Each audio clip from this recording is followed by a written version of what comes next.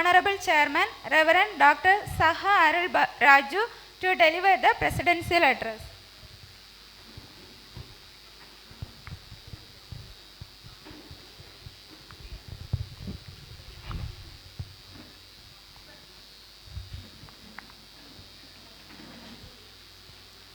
First of all, I thank God. Good morning to all. சரி, மகிழ்ச்சியாக இருக்கீங்களா?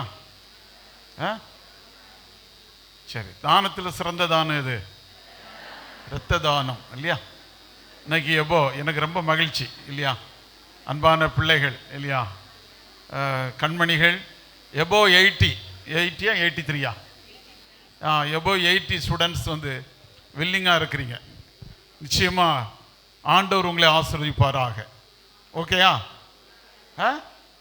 சரி, ரொம்ப நன்றி. குறிப்பாக இந்த நாளில் வந்திருக்கின்ற அன்புக்குரிய நமது ஏஎஸ்பி பாலசுப்ரமணிய சார் அவர்கள் நம்மத்தில் வந்திருக்கின்றார்கள்.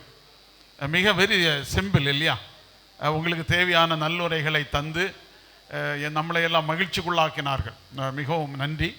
அன்புக்குரிய ஐயா அவர்களுக்கு எங்களுடைய கிராஸ் காலேஜ் ஆஃப் நர்சிங் சார்பாக வாழ்த்துக்களை நான் தெரிவித்துக் கொள்கிறேன்.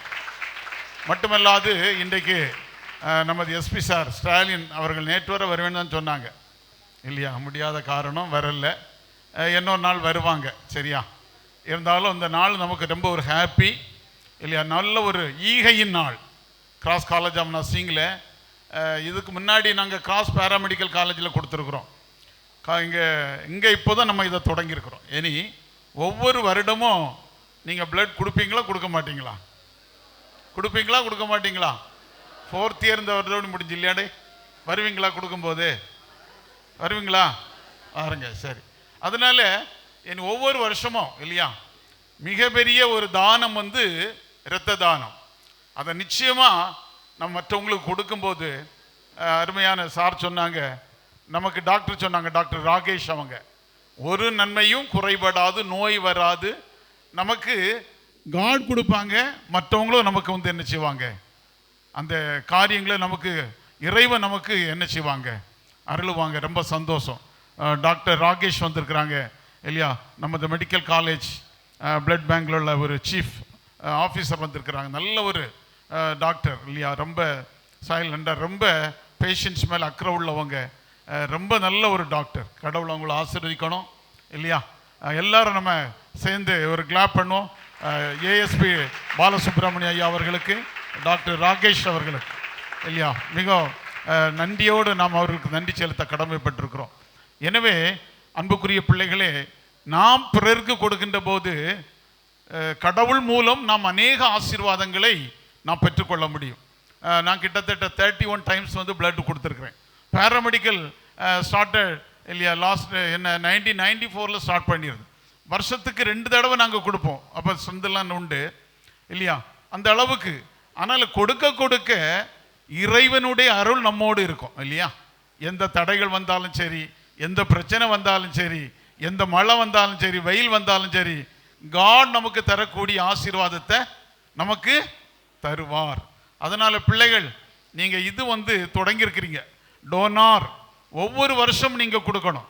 இங்கே ஆஃப்டர் 4 இயர்ஸ் ஃபினிஷ் பண்ண போகிறீங்க இல்லையா, வெளியில் போகிறீங்க, மேரேஜ் பண்ண போகிறீங்க, பெரிய ஆளாக போகிறீங்க, ஒவ்வொரு வருஷமும் இல்லையா, எத்தனையோ இல்லையா, உயிர் கொடுப்பது தான் இது இல்லையா. டாக்டர் சொன்னாங்க, பிளட்டுக்கு மட்டும் இன்னும் இயற்கை என்ன செய்யலை, வரவும் செய்யாது, வரவே செய்யாது இல்லையா. அது ஆண்டவன் நமக்கு தந்த ஒரு பெரிய ஒரு இல்லையா ஈகையின் குணம் இல்லையா. அதனால் அருமையான பிள்ளைகளை, உங்களை நான் வாழ்த்துகிறேன். நிச்சயமாக நீங்கள் நல்ல ஒரு, நான் இவ்வளோ எதிர்பார்க்கல, இவ்வளோ பிள்ளைகள் நீங்கள் கொடுப்பீங்க என்ன நான் எதிர்பார்க்கல. கடவுள் உங்களை ஆசீர்வதிப்பாராக.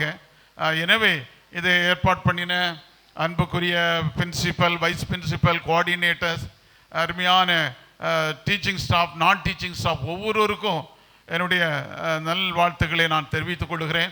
ஒரே ஒரு நடந்த ஒரு சம்பவத்தை, பிளட்டை பற்றி ஒரு சின்ன சம்பவத்தை சொல்லி நான் முடிக்கிறேன். பல வருடங்களுக்கு முன்பதாக சென்னையில் ஒரு பெரிய ஒரு சின்ன ஒரு கிராமம் காணப்பட்டது. அந்த கிராமத்தில் ஒரு சில சிறுவர்கள் மிகவும் அங்கங்குமாக ஓடி விளையாடி கொண்டிருந்தாங்க. பழைய காலத்துலலாம் பாருங்க, இப்போ மாதிரி சிமெண்ட் எல்லாம் வந்து வீடு கட்ட மாட்டாங்க. சுண்ணாம்பு இருக்குதுங்களா, சுண்ணாம்பு, அந்த சுண்ணாம்பு குவியலை நல்ல மணலை போட்டு மிக்ஸ் பண்ணி தான் வீடு கட்டுவாங்க. என்ன செய்தாங்க பாருங்க, அந்த பிள்ளைகள் ஓடிக்கிட்டே இருந்தாங்க, சிறுவர்கள். திடீர்னு ஒரு பையன் அந்த சுண்ணாம்பு கூட்டத்துக்குள்ள விழுந்துட்டான். சுண்ணாம்பு கூட்டத்தில் விழுந்தவன் அவன் அலறுகிறான், ஐயோ என்னை காப்பாற்றுங்க காப்பாற்றுங்க காப்பாற்றுங்க. கண்களில் எல்லாம் சுண்ணாம்பு, எல்லாரும் பார்த்துக்கிட்டு இருக்கிறாங்க, எல்லாரும் வேடிக்கை பார்த்துட்டு இருக்காங்க. 2 முதியவர்கள் ஓடோடி போனாங்க. அந்த சிறுவனை அந்த சுண்ணாம்பு குழியிலிருந்து அப்படியே தூக்கி எடுத்தாங்க. எடுத்து என்ன செய்வது, ஒண்ணுமே செய்ய முடியாது. அந்த காலத்தில் இப்போ இருக்கபடி ஹாஸ்பிட்டலும் கிடையாது. ஒரு கிராமத்துக்கு ஓடோடி சென்றாங்க. அங்க ஒரு வைத்தியர் இருந்தார். அந்த வைத்தியர் என்ன சொன்னார் தெரியுமா, இவனுடைய கண்களில மனித ரத்தம் ஊற்றப்பட வேண்டும். மனித ரத்தம் ஊற்றப்படுகிற போது அவனுடைய கண்களில் இருக்கின்ற சுண்ணாம்பு வெளியே வந்து விடும் என்று சொன்னார். எல்லாரும் தகைச்சிட்டு நின்னாங்க. நீ கொடு நீ கொடு, பிளட் கொடு. யாரும் கொடுக்கல. இந்த செய்தி அந்த தாயார், தகப்பன், அவனுக்கு தகப்பன் கிடையாது. அந்த தாய் காட்டுல நின்று வேலை செய்துட்டு இருக்கிறாங்க.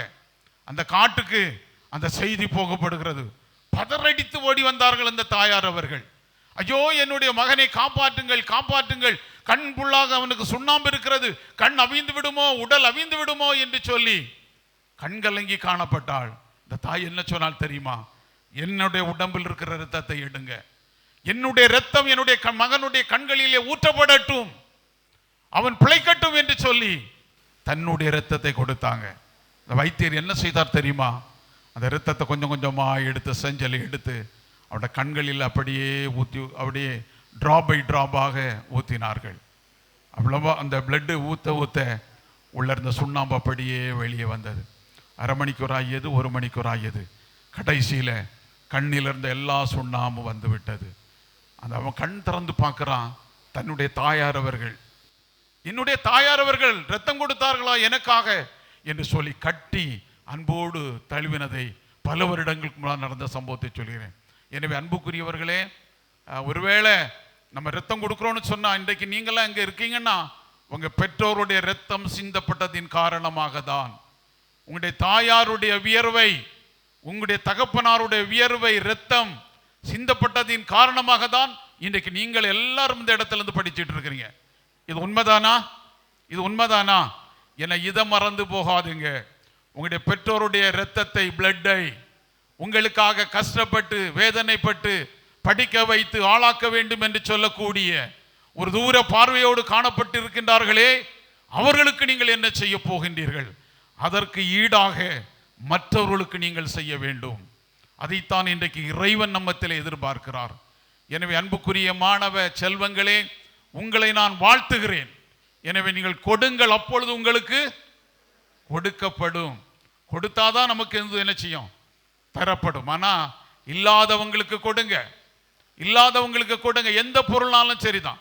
நீங்கள் இன்னைக்கு மெடிக்கல் காலேஜுக்கெல்லாம் ட்ரைனிங் போறீங்க, வாரக்கணக்கா மாதக்கணக்கா வருடக்கணக்கா அட்மிட் ஆகி எனக்கு தாய் கிடையாது, தகப்பன் கிடையாது, பிள்ளை கிடையாது என்று சொல்லி அங்கே பெட் இல்லாமல் எத்தனை எத்தனை தாய்மார்கள் படுத்திருக்கின்றார்கள் தெரியுமா? நீங்க போய் பாருங்க, அவங்கள போய் ஜஸ்ட் இல்லையா, அவங்கள விசிட் பண்ணுங்க. அவங்களுக்கு பால் வாங்கி கொடுப்பதுக்கு ஆள் கிடையாது, அவங்களுக்கு இட்லிக்கு வாங்கி கொடுப்பதுக்கு ஆள் கிடையாது. மிகவும் கவலையோடும் கண்ணீரோடும் காணப்படுகிற 1000 பெற்றோர்கள் இன்றைக்கு மருத்துவமனையிலே இன்றைக்கு அட்மிட் பண்ண நிலைமையிலே காணப்படுகின்றார்கள். இதையெல்லாம் நீங்கள் சிந்திக்க வேண்டும். ஏதோ நாங்கள் பிறந்து விட்டோம், படித்து விட்டோம், மேலாகி விட்டோம் என்று சொல்லி ஒரு நாளும் உங்களை மேன்மைப்படுத்திக் கொள்ளாதீர்கள். தாழ்மையை நீங்கள் நினைத்து பாருங்கள். உங்களுடைய பெற்றோர்கள் எப்படி உங்களை வளர்த்தார்கள், எப்படி நீங்கள் வளர்ந்து வந்தீர்கள், எப்படி நீங்கள் இப்பொழுது வாழ்ந்து கொண்டிருக்கின்றீர்கள் என்ற ஒரு சிந்தனை இன்றைக்கு உங்களுக்கு காணப்படணும். நம்ம மேல்நாட்டெல்லாம் பார்க்கலாம், அமெரிக்கா இங்கிலாந்துலாம் பார்க்கலாம். இன்றைக்கு எங்களுடைய சூழ்நிலைகள்லாம் கெட்டுட்டு, ஆனால் அவங்க என்ன செய்தாங்க தெரியுமா? அந்த பிள்ளைகள் அவங்க என்ன செய்வாங்க தெரியுமா? இல்லாதவங்களுக்கு கொடுப்பாங்க. இல்லாதவங்களுக்கு தாங்கள் செய்கின்ற வேலையிலிருந்து ஒரு பகுதியை கொடுத்து, இன்னைக்கு இந்தியாவில் பாருங்க, எத்தனை நிறுவனங்கள், எத்தனை ஹோம், எத்தனை சில்ட்ரன் ஹோம், எத்தனை ஹாஸ்பிட்டல்கள், எத்தனை பாடசாலைகள், எத்தனை கல்லூரிகள் காணப்படுகிறது. இதற்கெல்லாம் காரணம் அயல் நாட்டு மிஷனரிகள் இந்த இந்தியாவிற்கு வந்து இந்தியா வாழ வேண்டும் என்று சொல்லக்கூடிய ஒரு பெரிய சிந்தனையோடு தன்னை அர்ப்பணித்தார்கள். நீங்களும் இப்படி வாழ்வீர்கள் என்று சொன்னால் இறைவன் உங்களை மேலான காரியங்களுக்கு கொண்டு செல்வார் என்பதிலே சந்தேகமில்லை. எனவே இது ஒரு துவக்கமாக உங்களுக்கு இருக்கட்டும் இல்லையா? இது one of the role model. நீங்கள் உங்களுடைய குடும்பத்தாருக்கு இதை சொல்ல வேண்டும், உங்களுடைய பிள்ளைகளுக்கு சொல்ல வேண்டும், மற்றவர்களுக்கு நீங்கள் கொடுங்கள் கொடுங்கள் கொடுங்கள், நீங்கள் ஆசீர்வதிக்கப்படுவீர்கள் என்பதிலே எந்த விதமான ஒரு ஐயமே கிடையாது. எனவே பிள்ளைகளை நான் வாழ்த்துகிறேன். நிச்சயமாக இறைவனுடைய அருள் உங்களோடு உண்டு. நீங்கள் வளம் பெறுவீர்கள். உங்களுடைய வாழ்க்கை, எதிர்கால வாழ்க்கை நலமாக மாறும் என்பதிலே எந்த விதமான ஒரு சந்தேகமில்லை. அதற்கு எடுத்துக்காட்டாக தான் இன்றைக்கு உங்கள் மத்தியிலே இருக்கிறேன். எப்படியும் இப்படிப்பட்ட கல்லூரிகளை தொடங்குவேன் என்று சொல்லி ஒரு சிறு தொழி கூட நான் எதிர்பார்க்கவில்லை. இறைவனுடைய அருளால் பிறருக்கு உதவி செய்கின்ற நிமித்தமாக, பிறருக்கு தேவையான காரியங்களை செய்வது நிமித்தமாக இறைவன் இன்றைக்கு இந்த கல்லூரிக்கு தேவையான காரியங்களை கொடுத்து கொண்டிருக்கிறார். இன்னும் கொடுப்பார், இன்னும் வளர்ப்பார் என்று சொல்லி உங்களிடத்திலே நான் விடைபெறுகிறேன். இறைவன் உங்களை ஆசீர்வதிப்பாராக. தொடர்ந்து இரத்தத்தை கொடுங்கள், உயிர் தானத்தை கொடுங்கள், மற்றவருக்கு உயிரை கொடுங்கள். உங்களுடைய வாழ்க்கை செழிக்கும் என்பதிலே சந்தேகமில்லை. இறைவன் உங்களை ஆசீர்வதிப்பாராக. Thank you, sir. Thank you for your valuable and motivating message.